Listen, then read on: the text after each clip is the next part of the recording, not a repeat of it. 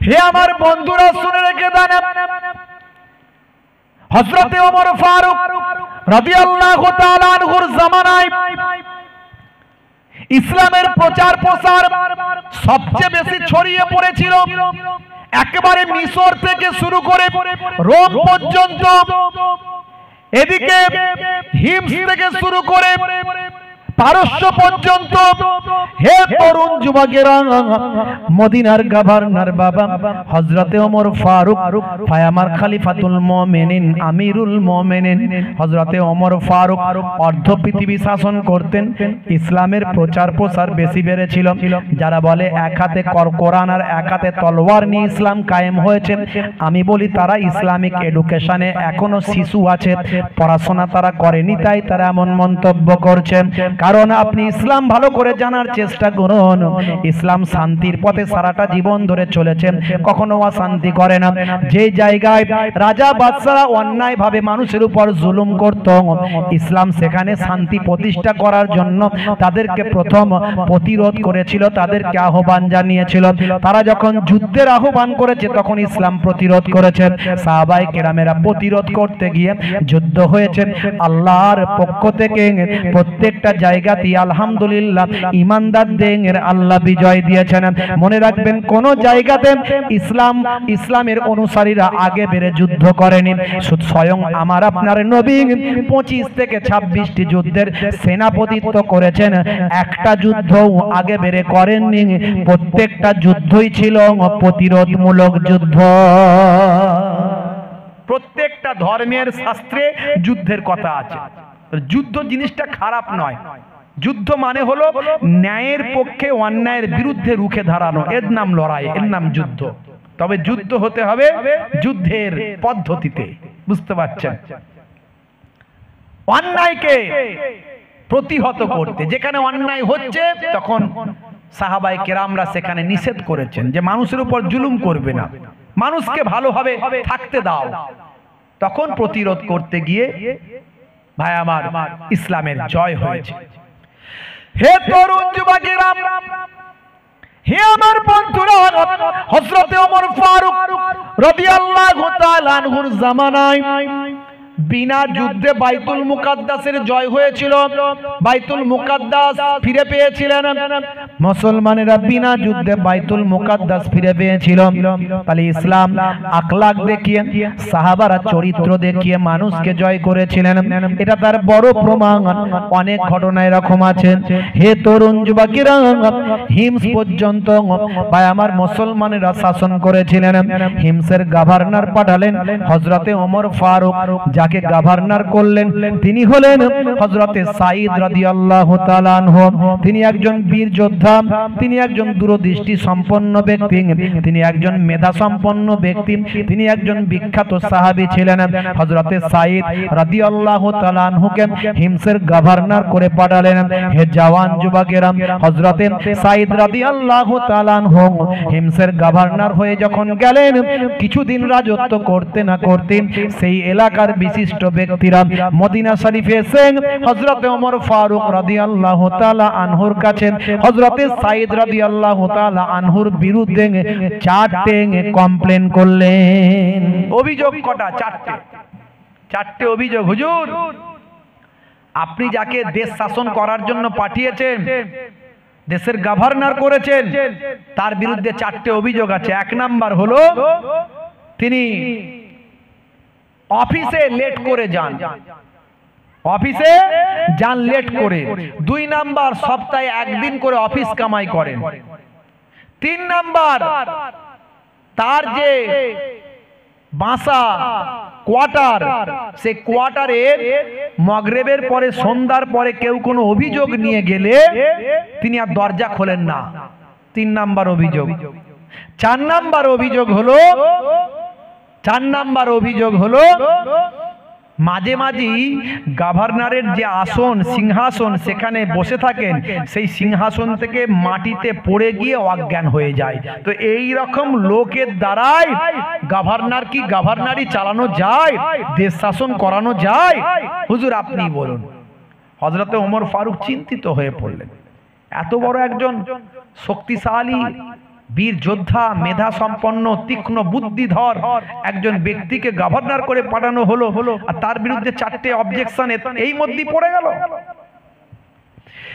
বন্ধুরা আমার, তরুণ যুবকেরা আমার, খুবই সংক্ষেপ করে বলবো, হে জওয়ান যুবকেরা, সেই সময় হযরত ওমর ফারুক রাদিয়াল্লাহু তাআলা আনহু হিমসের গভর্নর হযরতে সাঈদ রাদিয়াল্লাহু তাআলা আনহুকে তাড়াতাড়ি ডাক দিলেন, তাড়াতাড়ি খবর করলেন, যাও।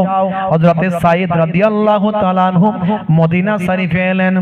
মদিনা শরীফে মসজিদে নববী থেকে অর্ধ পৃথিবী তিনি শাসন করতেন হযরতে ওমর ফারুক রাদিয়াল্লাহু তাআলা আনহু অর্ধ পৃথিবীর শাসন করতেন।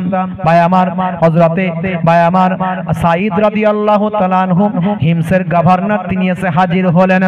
জিজ্ঞাসা করলেন, হযরতে ওমর ফারুক বললেন, বাবা সাঈদ, আপনার বিরুদ্ধে 4টে কমপ্লেন, 4টে অভিযোগ আপনার বিরুদ্ধে জমা হয়েছে। এই অভিযোগগুলো আপনি সঠিক উত্তর দিন। কেন এই অভিযোগগুলো আসলো, কারণটা একটু খুলে বলুন। তখন 4টে অভিযোগ শুনেন তিনি একটা একটা করে বলতে লাগলেন। ও আল্লাহর মাহবুব বান্দা, শুনে রেখে দেন। ও খলিফাতুল মুসলিমিন, আমিরুল মুমিনিন, শুনে রেখে দেন। আমার বিরুদ্ধে 1 নাম্বার অভিযোগ যেটা, সেটা হলো আমি অফিসে লেট করে যাই। এটা সত্য কথা, মাঝে মাঝে আমার লেট হয়। তার কারণ হলো সারা দিন আমি অফিসে থাকি, কিন্তু অফিসে যেতে মাঝে মাঝে লেট হয়। তার কারণটা হলো আমার বাড়িতে কাজ অনেক থাকে। আমার স্ত্রী হলেন একা মানুষ, সংসার একটু বড়, সকাল থেকে রান্না বান্না এটা ওটা বিভিন্ন কাজকর্মগুলো করতে হয়।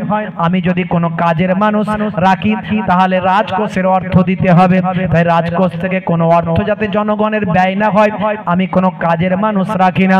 আমার স্ত্রীর সঙ্গে প্রয়োজনে সকালবেলা কাজেতে আমি একটু সহযোগিতা করি। এটা তো নবীর সুন্নত। আল্লাহর নবী স্ত্রীর সঙ্গে ছোট ছোট কাজগুলো বাড়িতে করতেন। স্ত্রীর সঙ্গে ছোট ছোট কাজগুলো বাড়িতে নবী করতেন। ইয়াকুনু ফি মাহানাতে আহলিহি। আচ্ছা, স্ত্রীর সঙ্গে কাজ যদি একটু করেন, সকালবেলা ঘরটা ঝাড়ু দিয়ে দেন, রান্না একটু সহযোগিতা করেন, এতে প্রেম কমবে না বাড়বে? আমাকে বলে, জোরে বলেন, কমবে না বাড়বে? ওরে বাপ রে বাপ, বউ বলবে কপাল গুনে এমন স্বামী আমি পেয়েছি, হায় রে আমার কত ভাগ্য ভালো। বুঝতে পারছেন? স্বামীর ভালোবাসায় স্ত্রী একেবারে ফিদা থাকবে, কিন্তু দুর্ভাগ্য এখনকার ছেলেরা নবীর কাছ থেকে ভালোবাসা শেখেনি, শিখেছে শাহরুখ খান আর সলমান খানের কাছ থেকে। তাই যা ভালোবাসা সব বিয়ের আগে হাত কেটে ফাঁক করে দিচ্ছে, বলে বিষ খেয়ে আত্মহত্যা করবো, রেল লাইনে গলা দেবো। ওরে বাপ রে বাপ, তাড়াতাড়ি বিয়ে দে, নাহলে মরে যাবে বাবা, মরার থেকে ভালো। যেই বিয়ে দিল দেখা গেল 1 থেকে 2 বছর যেতে না যেতে একটা বাচ্চার জন্ম হলো। রাত্রে 9টার পরে পাড়ায় ঢুকলে 220 আর 440 ঢিসুম ঢাসাম গুপ গাপ করে চলছে। বলে কি হচ্ছে? বলে চলছে ক্রিকেট খেলা। বুঝতে পারছেন? গুসুম ঢাসাম করে চলছে। কি রে ভাই, ভালোবাসা গেল কোথায়? রেল লাইনে মাথা দিবি, হাত কেটে ফাঁক করবি, কোথায় গেল? হ্যাঁ, বলে ও সব জানালা দিয়ে বেরিয়ে চলে গেছে। ভালোবাসা আর নাই। আসলে শাহরুখ খানের কাছ থেকে ভালোবাসা শিখেছিল, তাই ভালোবাসা নাই। ভক্ত কার? বলে সলমান খানের। ওই সর্বনাশ, হাতে ব্রেসলেট পরে ঘুরে বেড়াচ্ছে। কেন এইসব চেন পেন পড়ছিস রে? হুজুর এটা একটু স্টাইল। স্টাইল আমাকে বলতে হবে না, আমি সব শুনে শুনে সব শিখে ফেলেছি তোদের কাছ থেকে। সলমান খানের স্টাইল দিচ্ছিস, তাই তো? বলে হ্যাঁ হুজুর, হ্যাঁ, মরলে সলমান খানের সঙ্গে উঠবি। আবু দাউদ শরীফের হাদিস, মান তাশাব্বাহা বিকাউমিন ফাহুয়া মিনহুম। দুনিয়াতে যে যার ভক্ত থাকবে তার সঙ্গে তার হাসর হবে। জানো তো তোমার সলমান খানের কি অবস্থা? এখন বাইরে বেরোতে ভয় পাচ্ছে। হ্যাঁ, বাইরে বেরোতে ভয় পাচ্ছে তোমার সলমান খান। লরেন্স বিষ্ণুই একজন ভাই আমার বিখ্যাত ডন বেরিয়েছে, একটা ডন। কি? দাউদ ইব্রাহিম ডন। তার তো কোনো খবরই নেই কোথায় আছে, পৃথিবীর কোন জায়গায়। এখন বর্তমানে একটা ডন বেরিয়েছে, লরেন্স বিষ্ণুই। বুঝতে পারছেন? সে জেলে আছে, তিহার জেলে। সে তিহার জেল থেকে সেখান থেকে নেটওয়ার্ক তৈরি করছে। ইন্টারনেটের মাধ্যমে সারা বিশ্বে নাকি তার হাজার হাজার তার ভাই আমার দলের লোক গ্যাং তৈরি করেছে, সেখান থেকে গ্যাংস্টার যা নির্দেশ দিচ্ছে সেই নির্দেশকে গুলি করছে। সলেমান খানের বন্ধু ছিল কি যেন নাম, বাবা সিদ্দিক, বাবা সিদ্দিককে কয়েকদিন আগে গুলি করে মেরে দিয়েছে, আপনারা জানেন। সে একজন এমএলএ এমপি নেতা মন্ত্রী ছিল, বুঝতে পারছেন? তাহলে কিরকম চলছে বলছে আসল উদ্দেশ্য সলেমান খানকে মারবে। কেন বলছে আজ থেকে 2012 সাল না 14 সাল কবে জানো ভাই, একটা কৃষ্ণসার হরিণকে একটা সলেমান খান তার যদু মধু সদুদের নিয়ে গুলি করে খেয়ে ফেলেছিল মেরে, বুঝতে পারছেন? ওই কৃষ্ণসার হরিণ নাকি এই বিষ্ণু সম্প্রদায়ের নাকি মানে বিশাল ব্যাপার, বুঝতে পারছেন? সবই তো বারেক ছাগলটা বিশাল ব্যাপার হয়ে গেলে সবার খাওয়া বন্ধ হয়ে যেত, কথা ঠিক না বল? ছাগলটা বারেক বিশাল ব্যাপার নয়, তাই ছাগলটা সবাই খায়, আর মাছটা খায়, মাছটা ব্যাপার থাকলেও খেয়ে ফেলে, বুঝতে পারছো? তো যাই হোক, তো বিশাল ব্যাপার বলছে ওই নাকি মেরে ফেলেছে বলে মানুষ মেরে দিতে হবে। ভাই মানুষের দাম বেশি না পশুর দাম বেশি?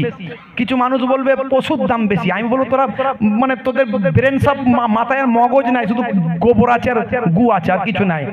একটা মানুষ কত মানুষের উপকার করতে পারে, কোন মানুষ খারাপ হতে পারে, তার মানে সব মানুষ খারাপ নাকি? তাহলে মানুষের দাম পশুর থেকেও বেশি। মানুষ হলো পৃথিবীর শ্রেষ্ঠ জীব, বুঝতে পারছেন? তো যাই হোক, তো সেই সলেমান খানকে মেরে ফেলার ভয় আছে, মরে যাওয়ার ভয় আছে, সেই জন্য তাকে আস্তে পিষ্টে এখন পুলিশ তার বাড়ি ফাড়ি সব চারিদিকে গাড়ি ফাড়ি পুলিশে সবসময় ভর্তি। তো তুমি যার ভক্ত, তার বয়স 60 বছর, সে এখন নায়কে ঘুরে বেড়াচ্ছে, বিয়ে করেনি। আমি সলমান খানের গুণকীর্তন করছি না, তার ক্যারেক্টার সম্পর্কে জানলে দেখবেন নিকৃষ্ট ক্যারেক্টার। 60 বছর বয়স হয়ে গেছে, এখনো পর্যন্ত বিয়ে শাদী করেনি, অথচ মুসলমানের ছেলে সে সলমান খানের ভক্ত। হাই রে হাই, তার ক্যারেক্টার লুজ ক্যারেক্টার।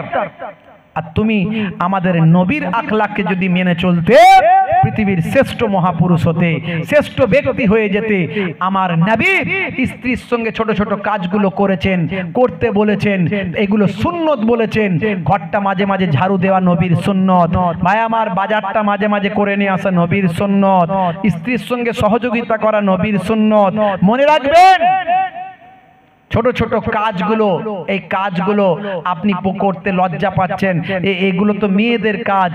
বাবাজি আমার, আমার নবীর থেকে বড় বড় সাহেব তো কেউ নাই। ডাক্তার সাহেব, মাস্টার সাহেব, অ্যাডভোকেট সাহেব, হুজুর সাহেব, পীর সাহেব, যে সাহেবই হন না কেন, নবীর থেকে বড় সাহেব পৃথিবীতে কেউ হয়নি আর হবে না। সেই নবী স্ত্রীর সঙ্গে ছোট ছোট কাজগুলো করতেন। হে তরুণ যুবকেরা, হে আমার বন্ধুরা, হে আমার মুরব্বিয়ানেরা, শুনে রেখে দিন বাবা, জেনে রেখে দেন। হে মুসলমান, একটুখানি লক্ষ্য করুন।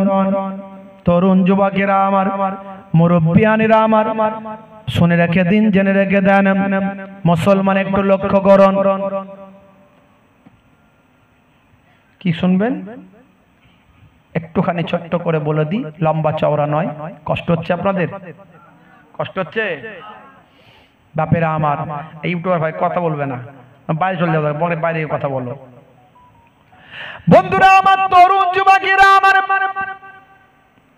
হযরত সাঈদ রাদিয়াল্লাহু তাআলা আনহু বলেন,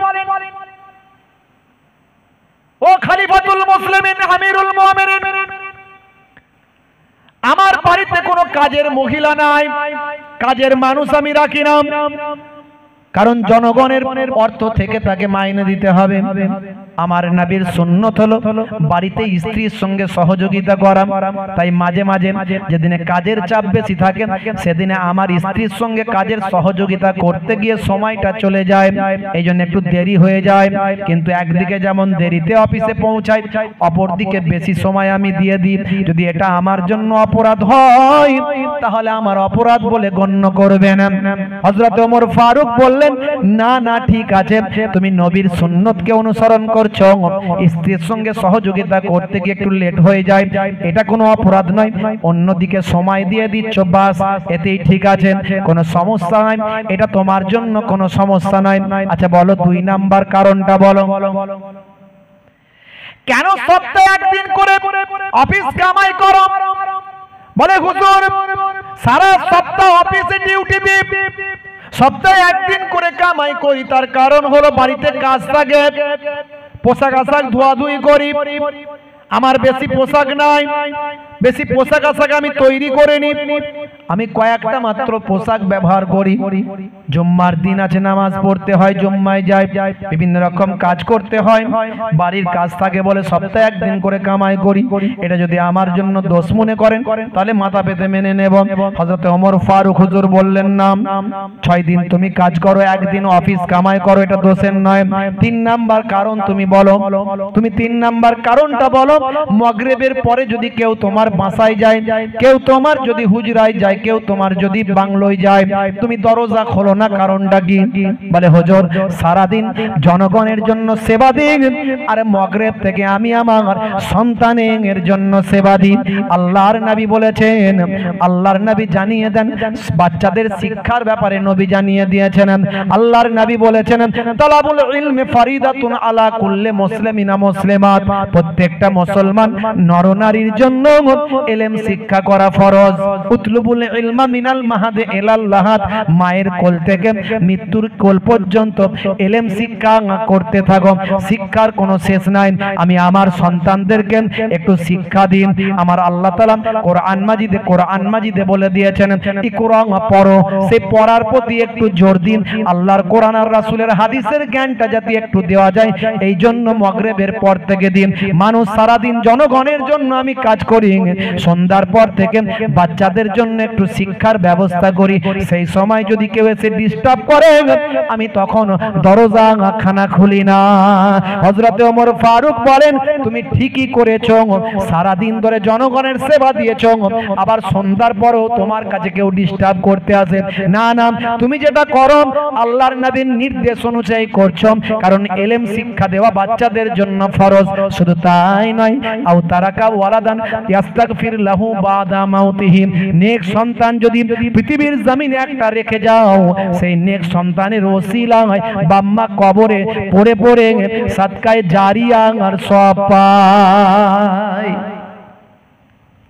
সন্তানকে ইলমে দ্বীন দেবেন, তাই আপনার সন্তানের ওসিলায় আপনি বাম্মা কবরে পড়ে পড়ে সওয়াব পাবেন।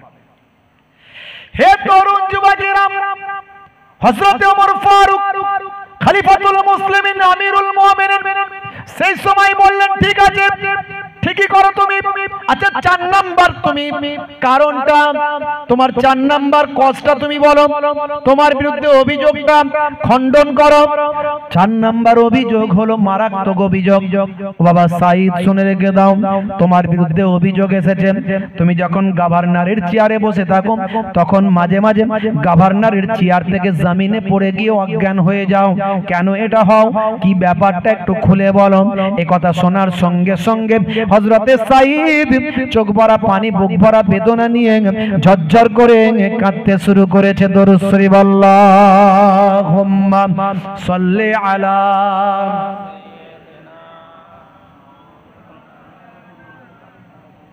আই খেয়েছে রে, সর্বনাশ করেছে। আমি প্রথমেই বললাম ওই জন্য, তাহলে এখন কি করে হবে? তাহলে আল্লাহুম্মা সাল্লি আলা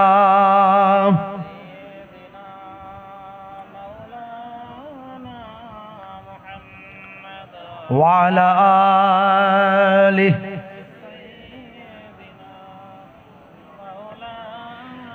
হে জওয়ান যুবকেরা, খুবই সংক্ষেপ করে বলি, ছোট করে বলি, বাজবুত দিয়ে। এমন সময় দেখতে পাওয়া যায় হযরতে সাইদ রাদিয়াল্লাহু তাআলা আনহু চোখ ভরা পানি, বুক ভরা বেদনা নিয়ে বলেন হুজুর কেন অজ্ঞান হয়ে যায়, কেন জমিন থেকে পড়ে যায়, কিভাবে হয়? আমি কিছু জানি না, আমি কিছু বুঝতে পারি না, শুধু এটুকুই জানি আমার একটা পূর্বের ঘটনা মনে পড়ে যায়। সে সময় আমি ইমানদার ছিলাম না, বিশ্ব নবীর সাহাবী ছিলাম না, দয়ার নবীর শিষ্য ছিলাম না। তখন আমি কুফফারদের নেতা ছিলাম, সরদার ছিলাম। দয়ার নবীর শিষ্যদের সঙ্গে আমাদের একটা লড়াই হয়েছিল। সেই লড়াইয়ে আমি কয়েকজন দয়ার নবী নবীর শিষ্যদের সাহাবীদের বন্দী করেছিলাম। তার মধ্যে একজন সাহাবী ছিলেন, তার নাম হলো হযরতে খুবাইব রাদিয়াল্লাহু তাআলা আনহু। সেই হযরতে খুবাইবকে আমি বন্দী করেছিলাম। আমি জেলখানার বন্দী ঘরেতে তাকে রেখেছিলাম। আমার উপর দায়িত্ব ছিল তাকে নবী ভুলিয়ে দেওয়া, আমার উপর দায়িত্ব ছিল তাকে আল্লাহ ভুলিয়ে দেওয়া। এই লড়াইটা আমাদের এই জন্যই হয়েছিল, তাদের সঙ্গে ইসলামের সঙ্গে বেঈমানদের এই লড়াইটা হয়েছিল। আমি তার উপর অনেক জুলুম করলাম। হে খুবাইব, আল্লাহ ভুলে যাও, নবী ছেড়ে দাও, আল্লাহর ওয়াহাদানিয়াত ছেড়ে দাও, আল্লাহর একত্ববাদ ভুলে যাও। আল্লাহ ভুলে গেলেন, নবী ছেড়ে দিলেন, তোমাকে ছেড়ে দেওয়া হবে, তোমার উপর কোনো কষ্ট দেওয়া হবে না। যত জুলুম করতে লাগলাম, যত আঘাত করতে লাগলাম, যত মারতে লাগলাম, যত কষ্ট দিতে লাগলাম, ততবার খুবাইব আহাদ আহাদ করে আওয়াজ দেয়। যতবার কষ্ট মারি, আঘাত করি, তত আহাদ আহাদ করে আওয়াজ দেয়। মাঝে মাঝে ইয়া রাসূলুল্লাহ বলে চিৎকার করে। হে তরুণ যুবকেরা, শুনে রেখে দেন, হযরত সাইদ সেই সময় বলেছিলেন, এইভাবে তাকে আর আল্লাহ ভোলাতে পারলাম না, এইভাবে তাকে আর নবী ভোলাতে পারলাম না, নবীর মুহাব্বত ত্যাগ করাতে পারলাম না, আল্লাহর ওয়াহাদানিয়াত ত্যাগ করাতে পারলাম না। এমন সময় আমরা আলোচনা করলাম, ক্ষুধার্ত রাখবো না খাইয়ে রাখবো। ক্ষুধার্ত রাখলে সে অটোমেটিক আল্লাহ ভুলে যাবে, নবী ভুলে যাবে। কয়েকদিন ক্ষুধার্ত অবস্থায় রাখলাম, কয়েকদিন পরে জেলখানার দরজাখানা খুলে চিন্তা করলাম, একবার গিয়ে দেখি খুবাইব এখন কি করছে না খেয়ে, সে কি মারা গেল না বেঁচে আছে।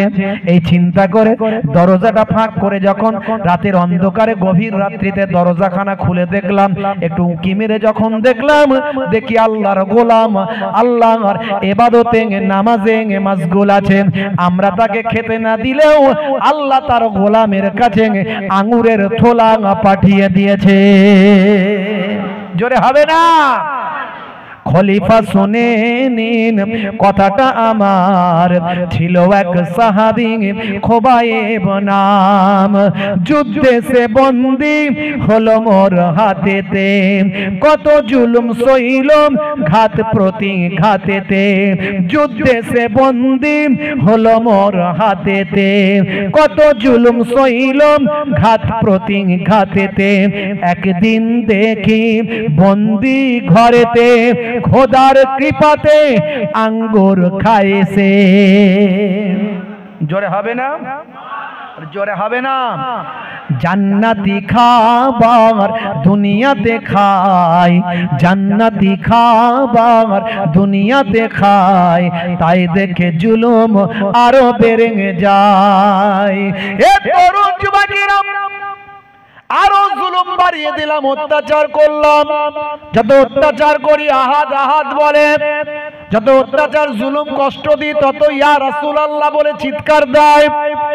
আমরা আলোচনা করে কয়েকদিন পর ঠিক করলাম আর বাঁচিয়ে রাখবো না খুবাইবকে, ফাঁসি কাস্টে ঝুলিয়ে দেব। ফাঁসি কাস্ট তৈরি করা হলো, সুলিতে চড়ানো হবে বাবা। এমন সময় সকালবেলা গিয়ে বললাম, খুবাইব আর তোমাকে বাঁচিয়ে রাখবো না, তোমার জন্য ফাঁসি কাস্ট তৈরি করা হয়েছে, সুলিতে চড়ানো হবে, তোমাকে ফাঁসিতে ঝোলানো হবে। এ কথা শুনে খুবাইব মুচকি হাসতে শুরু করলাম। আমি জিজ্ঞাসা করলাম, হে বাবা খুবাইব, হাসো কেন? হাসছো কেন? মৃত্যুর খবর শুনে হাসছো কেন? সে সময় হযরতে খুবাইব বলেছিল, হে বেয়াদব সাইদ, হে মুশরিক কাফের সাইদ, তুমি জানো না ঈমানদার যখন মারা যায় আল্লাহর সান্নিধ্য তখন পায়। এই কথা শুনে আমি অবাক হয়ে গিয়েছিলাম যে সাচ্চা যারা ঈমানদার হয় তারা মৃত্যুকে ভয় পায় না।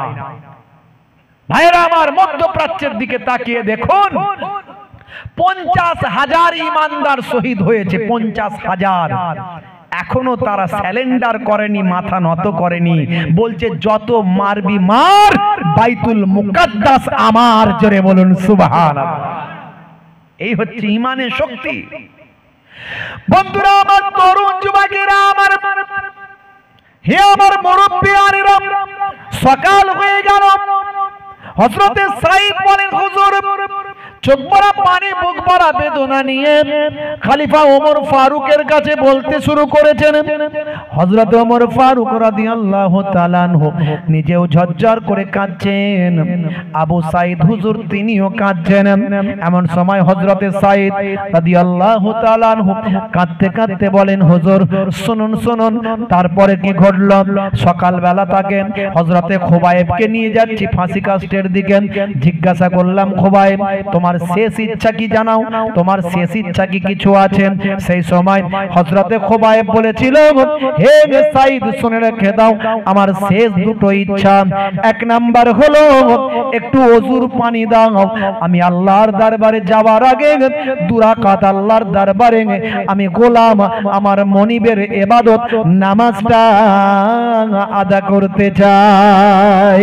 আমার শেষ ইচ্ছা হলো 2 রাকাত নামাজ পড়ে আল্লাহর দরবারে যাব।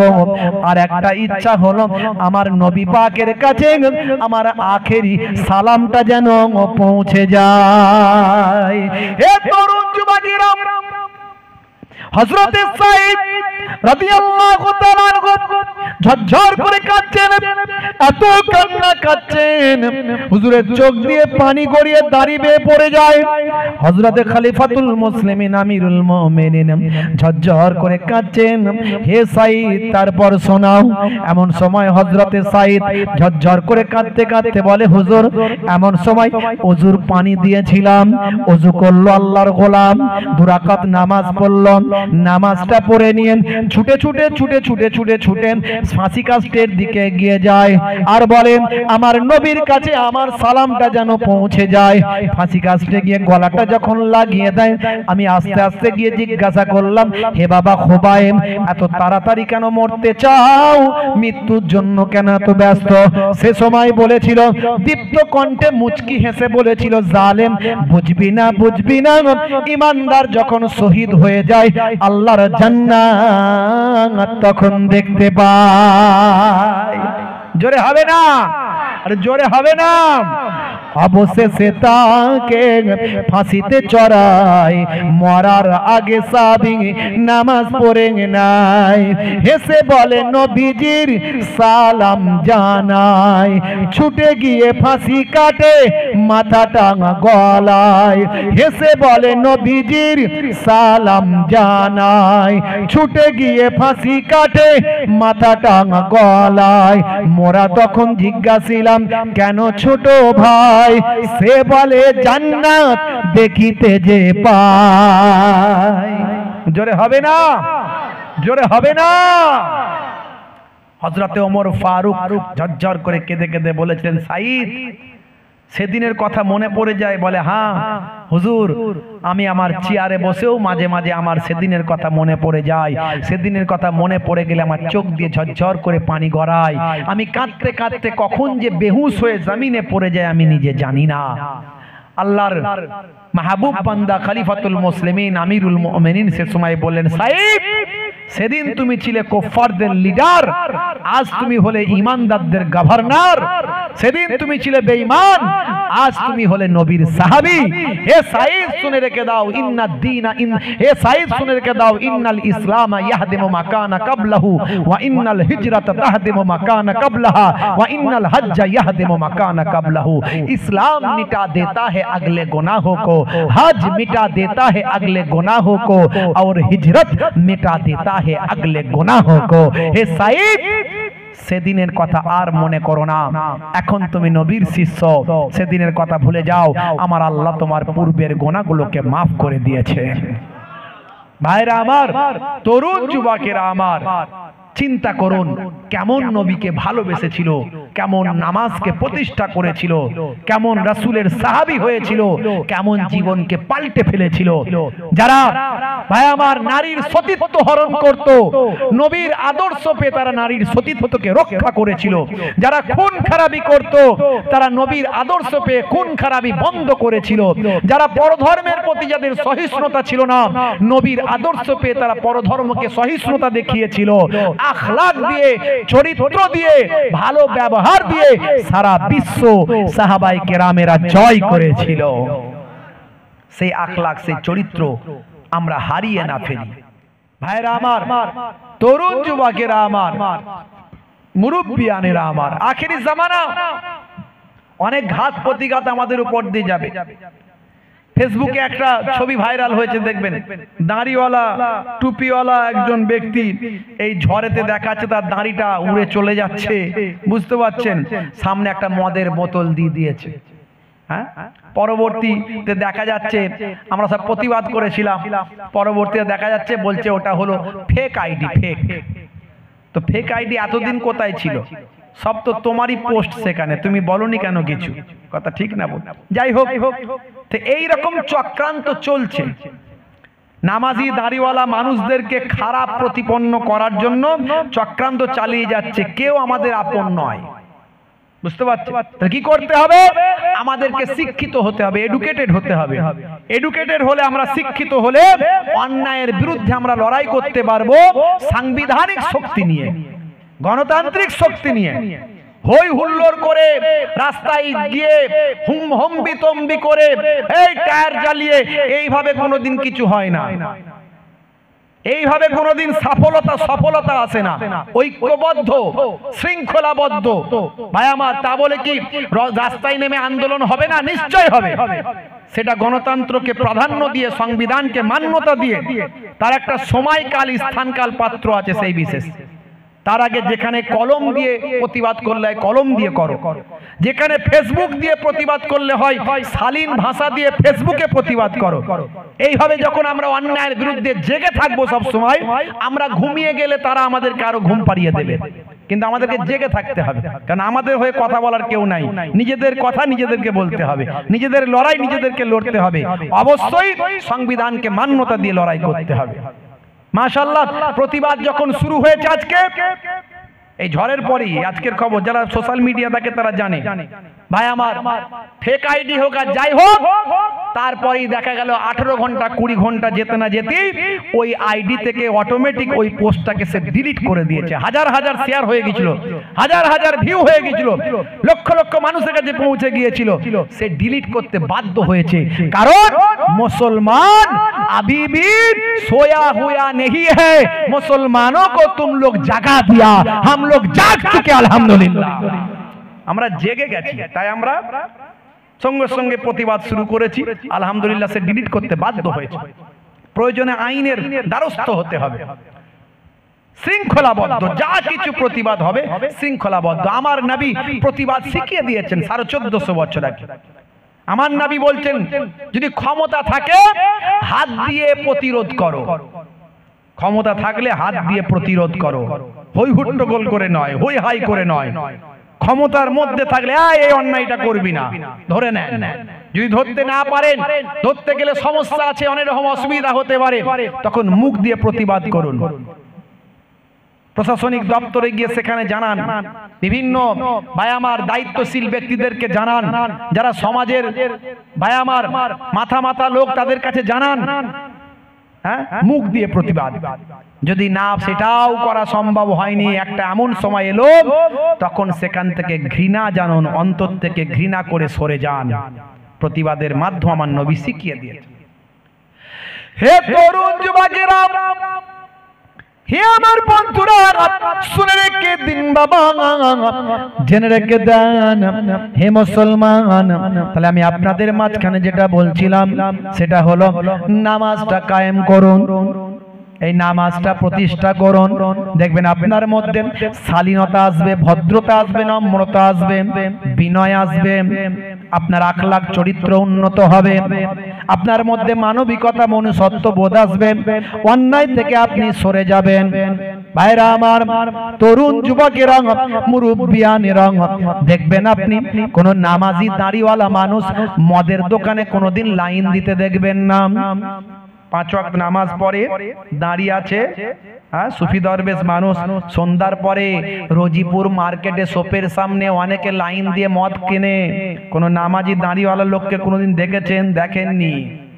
কেউ সাজিয়ে চক্রান্ত করে পাঠাতে পারে, এখন সব সাজানো জিনিস হচ্ছে, বুঝতে পারছেন?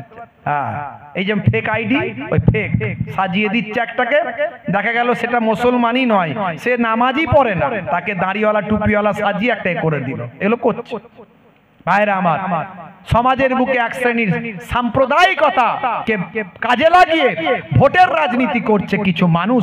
তাদের থেকে দূরে থাকতে হবে, সাবধান থাকতে হবে, সচেতন থাকতে হবে, চোখ কান খোলা রাখতে হবে। হুই কথাতেই হই হুল্লোড় করলে হবে না। তারা ফাঁদ পেতে রাখে, সেই ফাঁদে পা দিলে হবে না। তারা চক্রান্ত তৈরি করার চেষ্টা করে।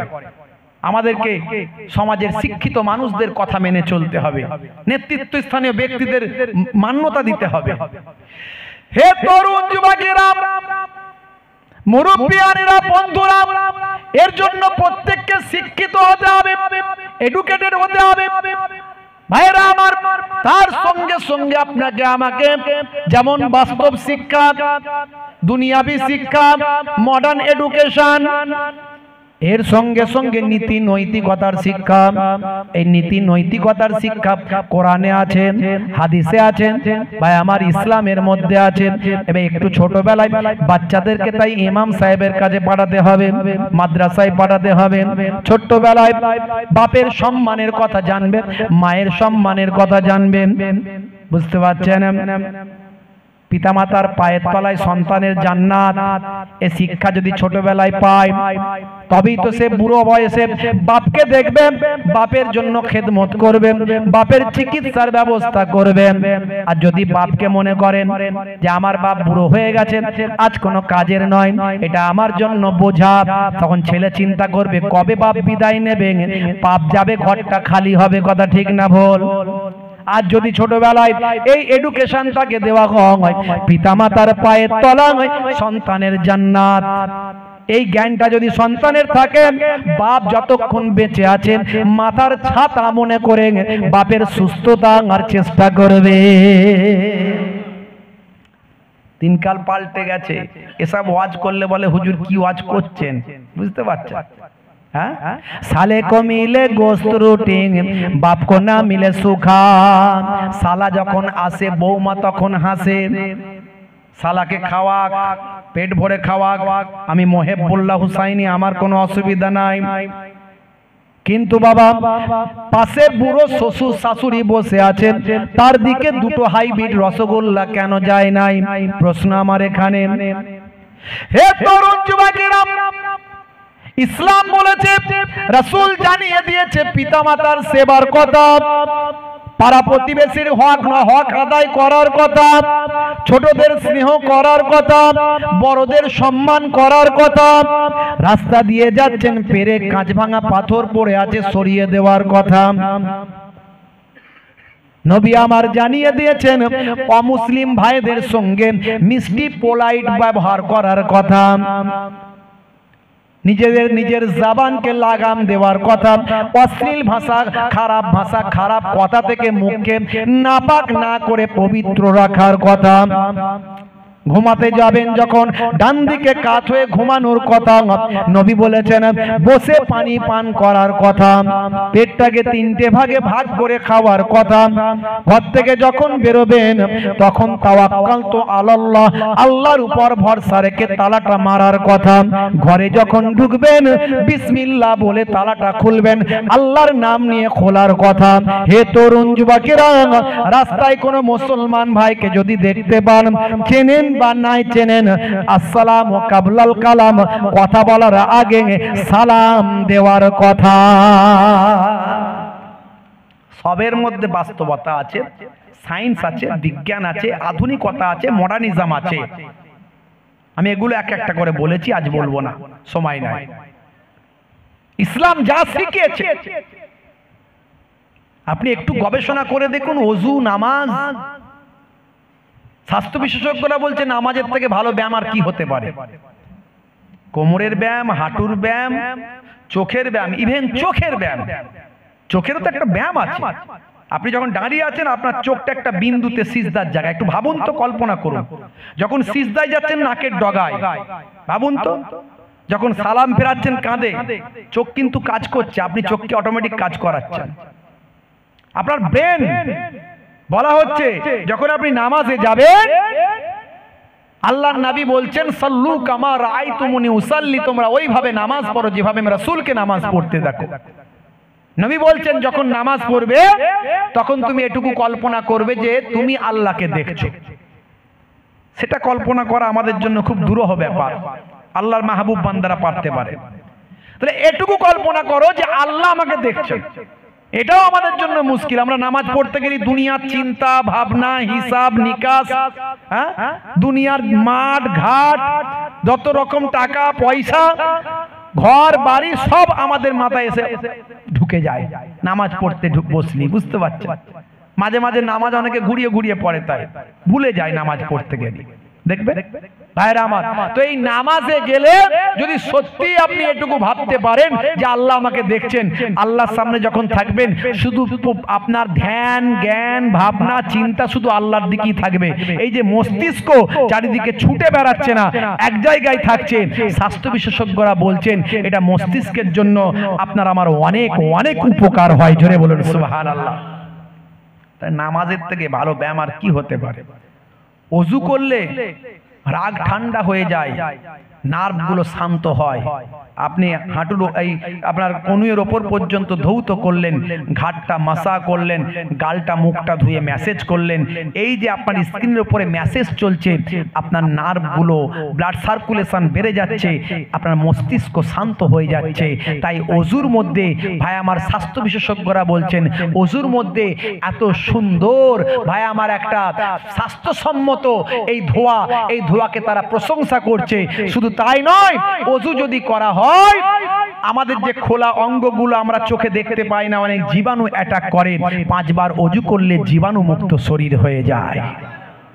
বাতাসে দেখতে অনেক জীবাণু উড়ে বেড়াচ্ছে, এই খোলা অঙ্গ খোলা হাত পায়ে আমাদের মুখেতে লাগছে।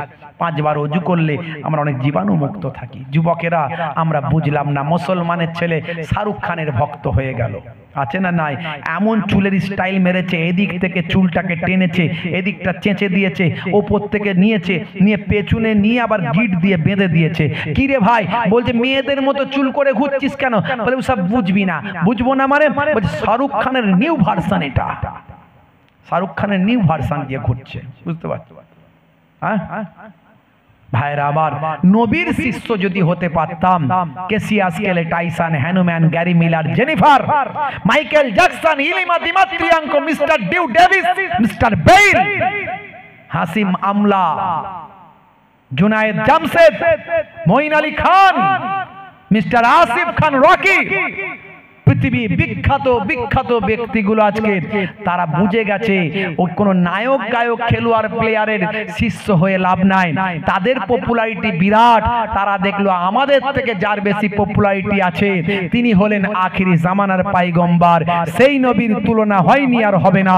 আজ থেকে সেই নবীর শিষ্যত্ব গ্রহণ করে নিলাম। হাসিম আমলা গাল ভর্তি দাড়ি নিয়ে 5 ওয়াক্ত নামাজ পড়ে, সারা বিশ্বের মানুষের কাছে প্রমোট করে, ইসলামের প্রচার করে। দেখো হে যুবকেরা, তোমার দাড়ি রাখতে লজ্জা লাগে, নামাজ তুমি পড়ো না? আমি পৃথিবী বিখ্যাত একজন ব্যক্তি হাসিম আমলা, মদের লোগো আমার জার্সিতে লাগানো হবে বলেছিল, আমি বলেছিলাম খেলা ছেড়ে দেব। আমি বলেছিলাম খেলা ছেড়ে দেব। কোম্পানি আমার জন্য শুধু একটা মদের লোগো ছাড়া জার্সি তৈরি করে আমাকে দিয়েছে, দিতে বাধ্য হয়েছে। এটা আমার আল্লাহর পক্ষ থেকে হয়েছে, এটা হাসিম আমলার জন্য সম্মান।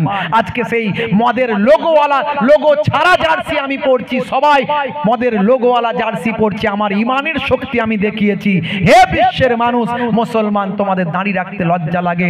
দেখো আমি গাল ভর্তি সুন্নতি দাড়ি নিয়ে খেলছি, কিন্তু বিশ্বের মানুষ আমাকে চেনে। তোমাকে কজন চেনে? তোমার দাড়ি রাখতে লজ্জা লাগে, আমার লাগে না। কারণ আমি বুঝি মরে গেলে কোন সুন্নত কবরে দেখা যাবে না, একটাই সুন্নত দেখা যাবে, সেটা হলো মুখের দাড়ি। বাপেরা আমার, মিষ্টি কথা বলাও ইবাদত। মুখ ঘুমটা করে রাখবেন না। অনেকে মুখকে বাংলার 5 করে রাখে সব সময়, যাতে লোকে ভয় পায়। এমন ভয়ঙ্কর ভাবে থাকবি লোকে যেন কথা বলার সাহস না পায়। না, সবসময় পোলাইট ভাবে থাকুন, মিষ্টি ব্যবহার করুন, হাসি হাসি চেহারা রাখুন। এই যে হাসি মুখে কথা বলা, মিষ্টি ব্যবহার দেখানো, এটা আমার রাসূলের সুন্নত। হাসি মুখে কথা বললেও ইবাদতের সওয়াব পাবেন। বুঝতে পারছেন বাপেরা আমার, তরুণ যুবকেরা আমার, মুরব্বিয়ানেরা আমার, ইসলামটা নিয়ে একটু পড়াশোনা করতে হবে, একটু গবেষণা করতে হবে, কোরআন মাজিদকে একটু জানতে হবে, রাসূলের সুন্নত আখলাক চরিত্র নবীর জীবনীকে একটু জানতে হবে। এখন মোবাইলে সব আছে বাপ, খালি কোরআনের অ্যাপ নাই।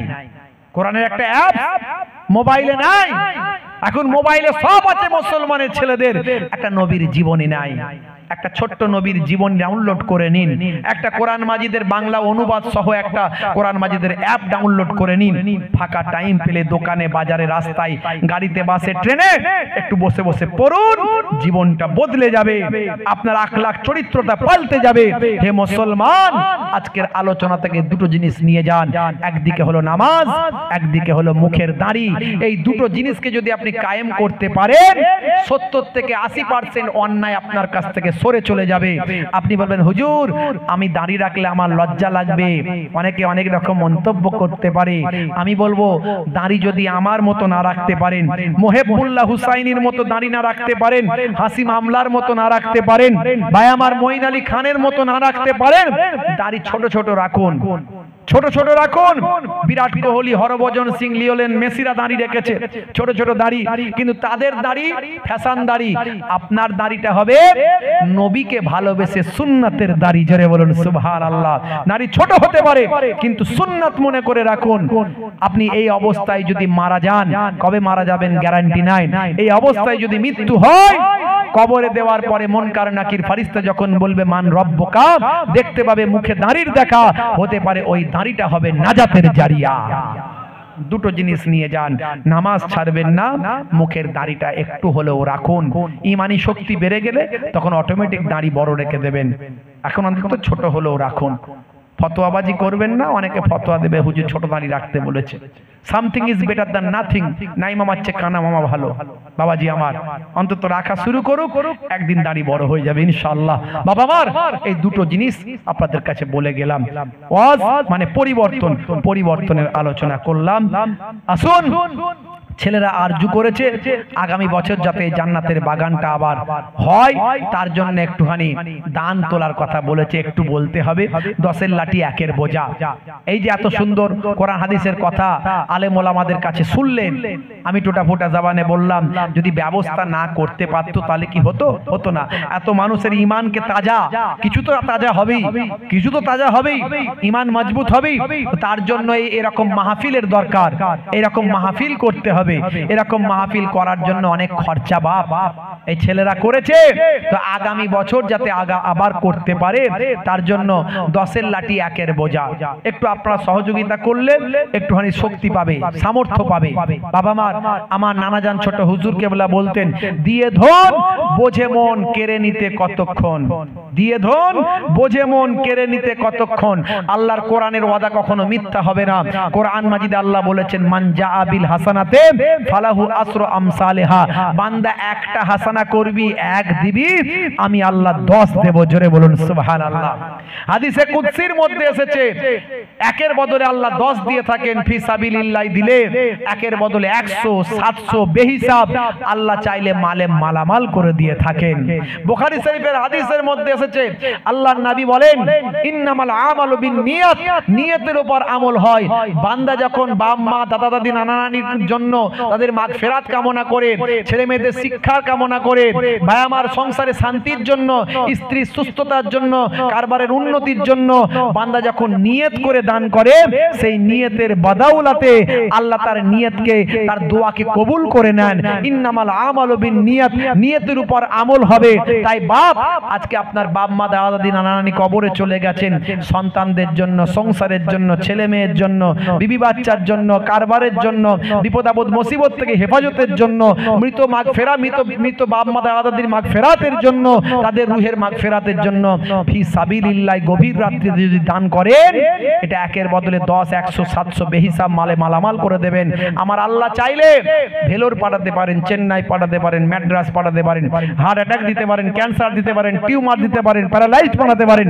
আমার আল্লাহ চাইলে র্যান্টাক জিনটাকে সুস্থ রাখতে পারেন। সেই আল্লাহকে খুশি করার জন্য আমার আল্লাহর হাতে সবচেয়ে সমস্ত ক্ষমতার উপর সর্বশক্তিমান।